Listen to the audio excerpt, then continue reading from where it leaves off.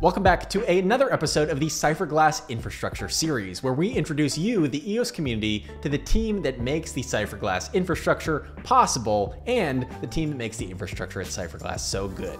Today, I am super excited to introduce you to Jesse Proudman, the current founder of Strix Leviathan, which is an algorithmic trading platform, but beyond that, has actually had a massive amount of experience in the infrastructure space, having sold his previous company, Blue Box, to IBM over the last few years.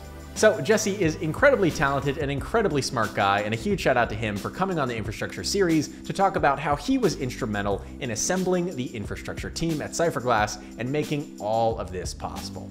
So without further ado, here he is, Jesse Proudman, our technical advisor at Cypherglass. Enjoy.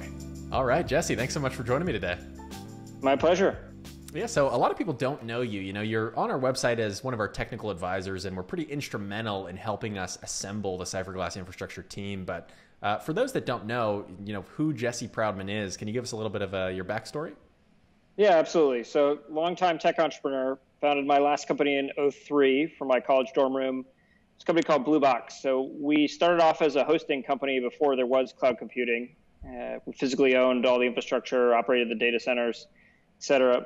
Grew that company, bootstrapped it for 9 years, ultimately raised about $22 million in venture, and then sold that company in June of 15 to IBM. So in the last sort of 2 years prior to that sale, I had built a product using technology called OpenStack and built a private cloud product. And that's what IBM bought us for.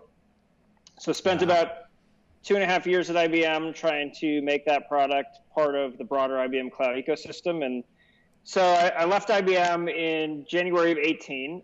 The last year I was at IBM, I spent as an EIR working with IBM Ventures. And that was through the summer of 2017. And I was poised to start an accelerator focused on blockchain.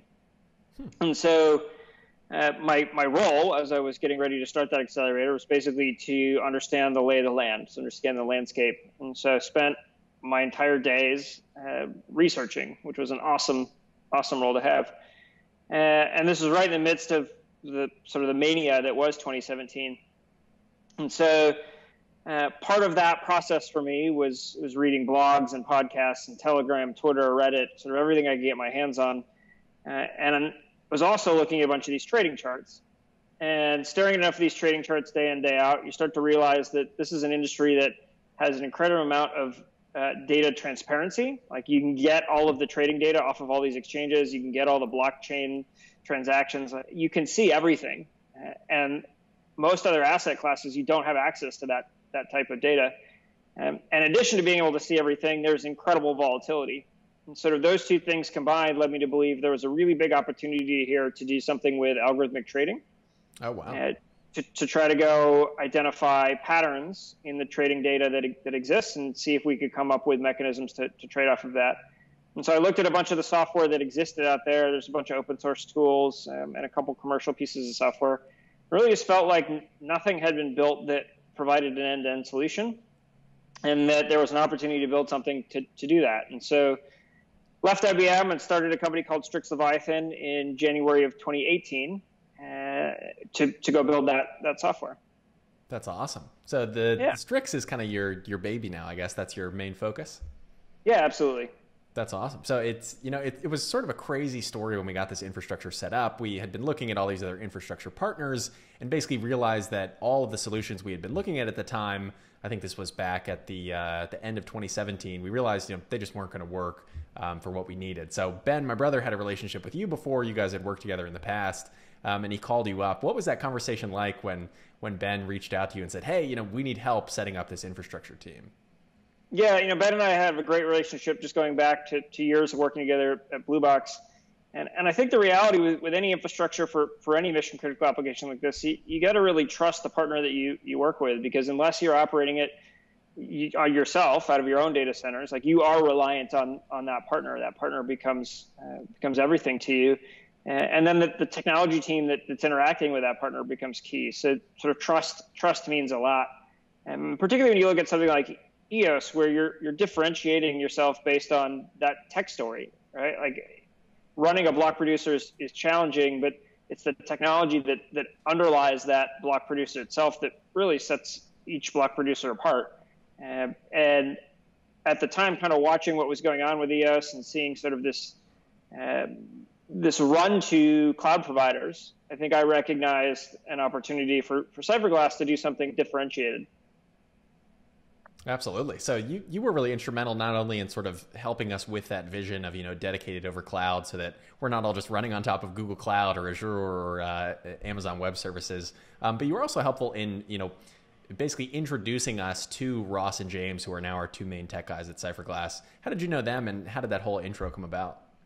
Yeah, absolutely. So the Seattle cloud community is really close-knit, and Ross and I have known each other for a number of years just as part of that ecosystem. I think Seattle has historically been known as Cloud City. You've got everybody here, Google, Amazon, Microsoft, CenturyLink. Like, we are the hub for everything that goes on in that space. And so as I started to think through folks that would be good fits for this initiative, I started to think through folks who had expressed to me interest in getting involved in the crypto space, and Ross immediately came to mind. That's awesome. It's kind of funny, you mentioned Seattle as Cloud City. It is the cloudiest city in the country, but also just happens to have all this cloud infrastructure there. So it's very, very cool. When it comes to EOS, obviously, you had been doing a lot of research into crypto before, we made this whole Cypherglass introduction. What are your favorite parts about EOS, and what excites you the most about what's happening within the community? So I think at the end of the day, the challenge the entire industry has had is this adoption issue. And I think a lot of that adoption, the struggle there has been a function of throughput on the network. So watching sort of Ethereum through 2017 and participating sort of in that network through 2017, you hit these bottlenecks where as soon as something gets popular, the whole network grinds to a halt or the fees go up. So at the end of the day, we want to see these projects scale behind a couple hundred users. And EOS, that seems to me, that was the goal from day one. How do we make a distributed, decentralized infrastructure that supports more concurrent users, more concurrent applications? And that's exciting. Like, we want to see any of these blockchains, we want to see scale, we want to see users, we want to see adoption. And EOS is one of the first projects that felt like we could see that at material volumes. That's awesome. So for people who don't know you, this is their first time ever seeing your face, where can they learn more about you, or more importantly, I guess, learn more about Strix Leviathan, the current company that you're working on now? Yeah, so I tweet a lot. You can find me on Twitter at Jesse Proudman, JESSE PROUDMAN. And then Strix website is Strix Leviathan, StrixLeviathan.com.